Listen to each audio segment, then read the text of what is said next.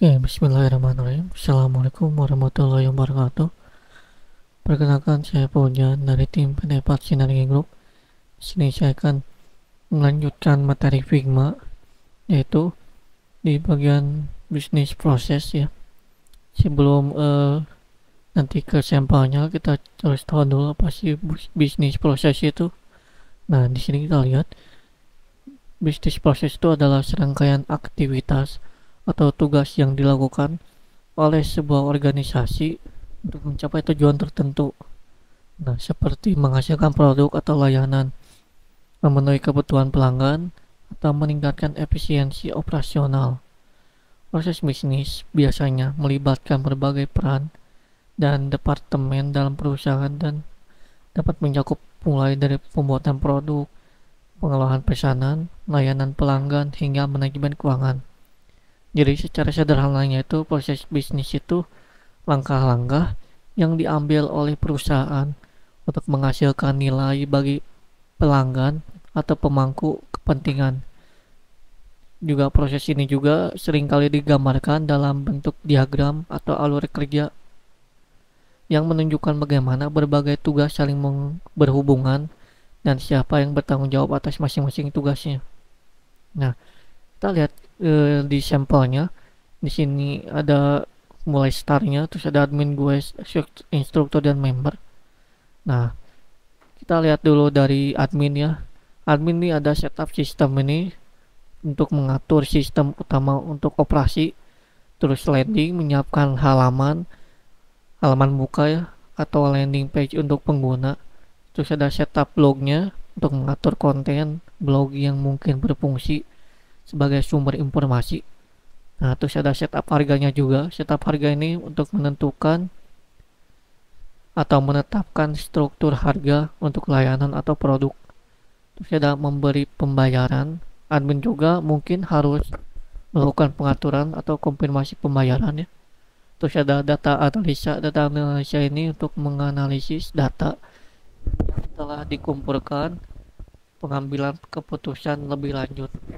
Nah, terus ada gue sih. Gue sini seperti anonymous yang belum member yang belum daftar. Nah, terus di sini ada daftar trial. Daftar trial ini untuk mendaftar untuk uji coba layanan si gue-nya. Terus ada ujian tryout gratis untuk mengikuti ujian tryout gratis. Nah, terus ada mendapatkan skor juga setelah ujian tryout gratis. Nanti si gue-nya mendapatkan skor dari ujian yang diambilnya. Nah, terus kalau si gue-nya ini tertarik, maka dia akan membeli paket premiumnya. Nah, setelah dia membeli paket premium, dia akan mendapatkan invoice juga atau faktur untuk pembayarannya. Nah, terus ada member. Ketika si gue sudah menjadi member, nah di member ini bisa berlangganan ya, atau bisa mengakses layanan berlangganannya, terus membeli paket premium, membeli paket premium yang bulan selanjutnya, misalnya kalau per bulannya pembayarannya. Terus bisa mengerjakan soal juga, soalnya kayak tes apa gitu atau ujian apa. Terus mendapatkan skor juga setelah mengerjakan ujian. Nah, terus mendapatkan invoice atau faktur terkait dengan layanan atau produk yang dia belinya. Nah, terus ada instruktur di sini. Nah, instruktur ini yang pertama itu ada data analisa. Data analisa ini menganalisis hasil dan data yang terkait dengan pembelajaran. Terus menerima pembayaran juga dan mengelola pembayaran yang diterimanya. Terus ada setup soal juga. Setup soalnya yaitu mengatur atau menyusun soalnya untuk ujian dan tes si membernya. Nah, terus memberikan bobot atau menentukan bobot nilai atau skor dari setiap soal atau ujian.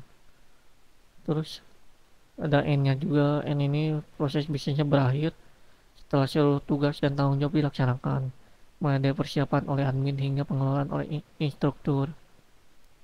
Nah, secara keseluruhan diagram ini menggambarkan alur kerja kesiapan sistemnya atau interaksi dengan pengguna hingga pengelolaan oleh instruktur.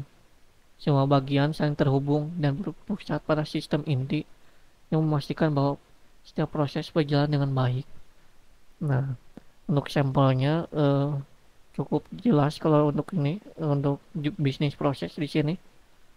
Oke, untuk video bisnis proses cukup sekian. Bila maaf banyak kesalahan. Wassalamualaikum warahmatullahi wabarakatuh.